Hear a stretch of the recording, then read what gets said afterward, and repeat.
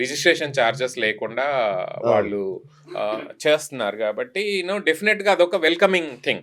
అట్లాంటివి ఇంకా ఎక్కువ చేయాలి. ఇప్పుడు సిటీలో 1.5 crores దాటారు అని రీసెంట్గా గవర్నమెంటే చెప్తుంది. అట్లాగే ఎవ్రీ ఇయర్ నాకు తెలిసి 3 to 4 lakhs మెంబర్స్ యాడ్ అవుతూనే ఉన్నారు. దీనికి లా అండ్ ఆర్డర్ ఇంప్రూవ్ చేయాలి, రోడ్స్ ఇన్ఫ్రాస్ట్రక్చర్ ఇంప్రూవ్ చేయాలి, ఎయిర్ క్వాలిటీ బెటర్ చేసుకోవాలి, పార్క్స్ ఇట్లాంటివి చిన్న వర్షం పడితే మొత్తం మునిగిపోతున్నాయి ఎక్కడికక్కడ. సో ఇవన్నీ కూడా డెఫినెట్ గా ఇంప్రూవ్ చేసుకున్నప్పుడే ఒక సిటీకి గ్రోత్. నువ్వు ఇవాళ హైదరాబాద్ ని న్యూయార్క్ తో కంపేర్ చేస్తాను, టోక్యోతో కంపేర్ చేస్తాను, బెర్లిన్ తో కంపేర్ చేస్తాను అనడం కాదు. నిజంగా అక్కడ ఉన్న ఫెసిలిటీస్ మన సిటీలో మనం క్రియేట్ చేస్తున్నామా లేదా అనేది ఫస్ట్ ప్రయారిటీ. ఆ దిశగా ప్రయత్నం. ఒక్క రోజులో హైదరాబాద్ సిటీ అనేది చేంజ్ అవ్వకపోవచ్చు, బట్ మొదలెడితే సీరియస్ గా ఉంటే డెఫినెట్ గా హైదరాబాద్ సిటీలో ఆ కండిషన్స్ అన్ని ఉన్నాయి. ఒక గ్లోబల్ సిటీగా ఎదగడానికి మనుషులు ఉన్నారు, హ్యూమన్ రిసోర్సెస్ ఉన్నారు. ఓన్లీ గవర్నమెంట్ చిత్తశుద్ధితో వర్క్ చేస్తే, హానెస్ట్ గా వర్క్ చేస్తే డెఫినెట్ గా ఈ వేలో మీరు రేపు న్యూయార్క్ తో కంపేర్ చేసుకోవచ్చు, top cities in the world compare చేసుకోవచ్చు. మేమేదో పేపర్ లో వచ్చిన ఆర్టికల్ ని బట్టి మేము హైదరాబాద్ టాప్ సిటీ అనుకోవడం అర్థం కాదు. ఇక్కడ ఉన్న ప్రజలు నిజంగా హ్యాపీగా ఉన్నారా లేదా అనేది ఫస్ట్ ప్రయారిటీ. ప్రజల్ని పంపించేస్తున్నారు సిటీ నుంచి, ఖాళీ చేపి. ఇప్పుడు రేట్లు పెరుగుతున్నాయి, మీరందరూ పెంచుతున్నారు, మీరైతే ఖాళీ కూర్చోరు, రియల్టర్లు ఖాళీ కూర్చోరుగా. గవర్నమెంట్ రిజిస్ట్రేషన్ ఛార్జీలు పెంచింది అంటే దాని అర్థం ఏంటి? ఇక దండుకోండి మీ ఇష్టం అని రియల్టర్లకి హామీ ఇచ్చినట్టే కదా. అంటే అట్లా కాదు. ఇప్పుడు ఇక్కడ గవర్నమెంట్, డెవలపర్స్, ప్రజలు ముగ్గురు కోఆర్డినేషన్తో వర్క్ చేయాల్సిన రియల్ ఎస్టేట్ జరుగుతుందా? జరగట్లేదు. ఇప్పుడు డెవలపర్స్ కి కావాల్సిన ఫెసిలిటీస్ గవర్నమెంట్ ఇస్తుందా?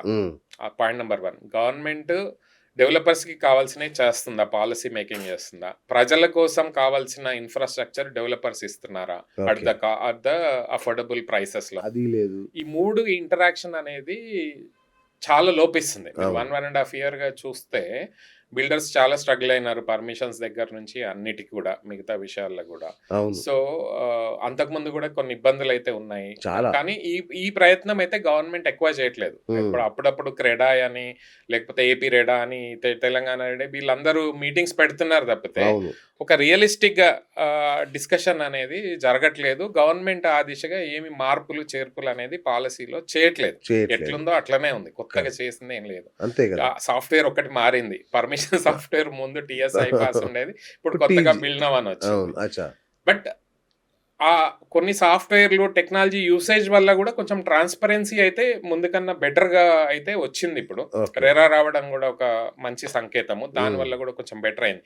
కానీ ఇవన్నీ కూడా ప్రాపర్ గా ఇంప్లిమెంట్ చేస్తున్నారా? టైంకి పర్మిషన్స్ ఇస్తున్నారా?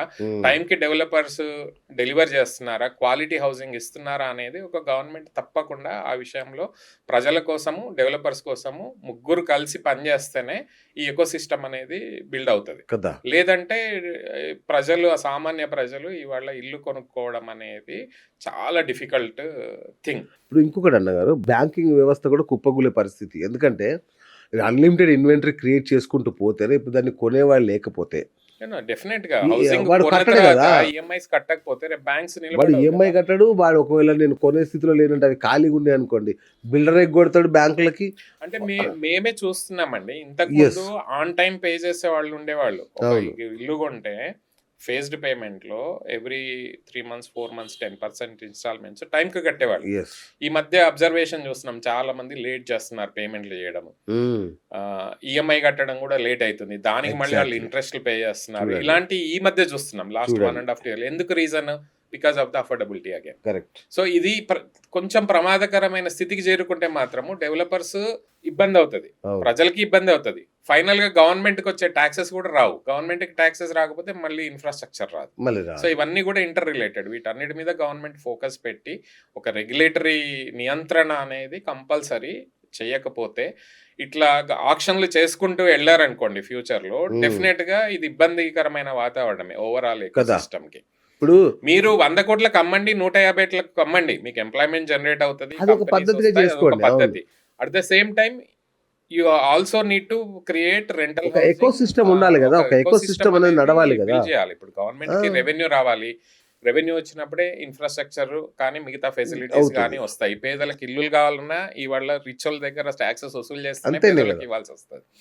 సో డెఫినెట్ గా మీరు 100 కోట్లకు అమ్మొద్దని అయితే చెప్పము, అమ్మండి, కానీ అదే కంపల్సరీ ఒక నియంత్రణ అనేది కూడా ఉండాలి. ఇవాళ అడ్డగోలుగా రేట్లు పెరుగుకుంటూ పోతే ఫైనల్గా మళ్ళీ ప్రాబ్లం వచ్చేది ప్రజలకి, ప్రాబ్లం వచ్చేది డెవలపర్స్కి, ప్రాబ్లం వచ్చేది బ్యాంక్స్కి, ప్రాబ్లం వచ్చేది ప్రభుత్వానికి. ఇంకొకటి అన్నారు ఎఫ్ఎస్ఐ ఫ్లోర్ స్పేస్ ఇండెక్స్ తీసుకుంటే అన్లిమిటెడ్ ఇచ్చేస్తున్నారు. ఇది అంటే ఆల్మోస్ట్ కాంక్రీట్ జంగల్ లాగా పార్కుల్ని కూడా కట్టేస్తారు, తవ్వేసి కట్టేస్తారు ఎక్కడ పడితే అక్కడ. చెరువుల్ని మింగేసారు, ఆల్రెడీ అన్నీ అయిపోయినాయి. రేపు చిన్న వరద వస్తే ఏమైపోవాలన్న ఈ సిటీ? ఎక్కడ అసలు మినిమం స్పేస్ కూడా లేకుండా చేస్తే సిటీ ఏమవుద్ది? ఎఫ్ఎస్ఐ దీని మీద చాలా డిబేట్ అవుతుందండి.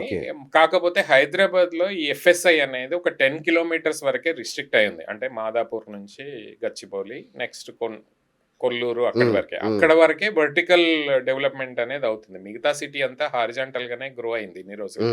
ఇప్పుడిప్పుడే అక్కడక్కడ కూడా అక్కడక్కడ హై రైజెస్ వస్తున్నాయి.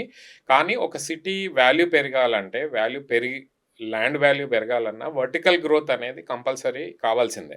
ఆ వర్టికల్ గ్రోత్ తో పాటు ఫెసిలిటీస్ కూడా వస్తున్నాయి, మంచి మంచి క్లబ్ హౌసెస్, అమ్యూనిటీస్ వాటి వస్తున్నాయి. సో ఆబ్వియస్ గా వాటికి అప్పర్ మిడిల్ క్లాస్ కానీ రిచ్ క్లాస్ కానీ వాటికి అట్రాక్ట్ అవుతారు.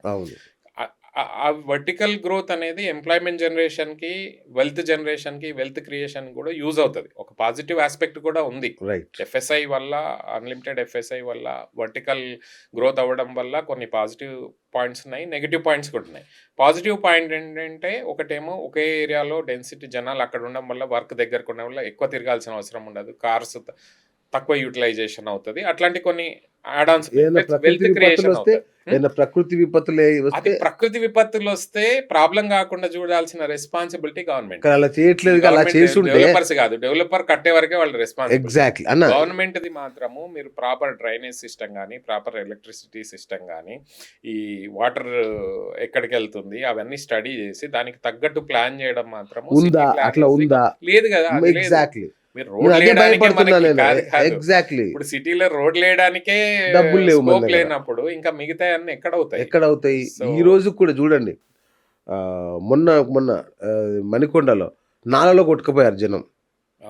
ఒక సాఫ్ట్వేర్ ఇంజనీర్ నాలలో వర్షాకాలం చాలా ఎంత ఇబ్బంది పడ్డ నుంచి కూడా ప్రతి వర్షాకాలాలు బాగా వచ్చినాయి. మరి ప్రతిసారి ఇబ్బంది అవుతూనే ఉంటది. దానికంటూ ఒక లాంగ్ టర్మ్ ప్రణాళిక కానీ లేదు, సాధ్యం కాదు.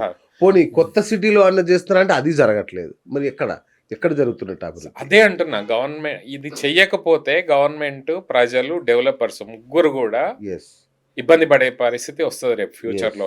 ఎవరైతే మీరు అఫోర్డబుల్ క్వాలిటీ హౌసింగ్, అందుకోసం నేను క్వాలిటీ హౌసింగ్ అనేది హౌస్ ఒక్కటే మంచిగా ఉంటే కాదు. Quality housing also includes infrastructure, proper drainage system, proper water connectivity. ఇవన్నీ లేకపోతే రేపు డెఫినెట్ గా ఇబ్బంది పడే పరిస్థితి వస్తుంది. ఇప్పటిదాకా హైదరాబాద్ లో మరీ డేంజరస్ సిచ్యువేషన్ ఎప్పుడు రాలేదు, కానీ సడన్ గా ఒక రోజు 60 సెంటీమీటర్స్ 100 సెంటీమీటర్స్ వాటర్ పడితే మాత్రం డెఫినెట్ గా ఇబ్బందులు అయ్యే పరిస్థితి ఉంటుంది.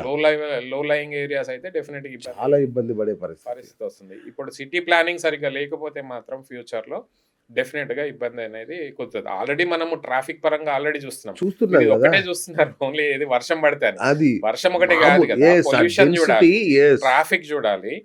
ట్రాఫిక్ చూస్తే మీరు మార్నింగ్ రింగ్ రోడ్ మీద కూడా ఇవాళ ట్రాఫిక్ మార్నింగ్ ఆఫీస్ ఆ మధ్య చూస్తున్నా, ఈ 6 నెలల నుంచి గమనిస్తుంటే మన ఓఆర్ఆర్ మీద ట్రాఫిక్ జామ్లు అవుతుంది. నంబర్ ఆఫ్ కార్స్, సిటీకి మైగ్రేషన్ ఎక్కువైంది, సిటీలో వెల్త్ క్రియేట్ అవుతుంది. సిటీలో నంబర్ ఆఫ్ కార్స్, ట్రాన్స్పోర్టేషన్ పెరిగినప్పుడు ఆబ్వియస్ గా దానికి తగ్గట్లు రోడ్లు బిల్డ్ చేయట్లేదు. రోడ్లు బిల్డ్ చేయనప్పుడు ట్రాఫిక్ పెరుగుతుంది.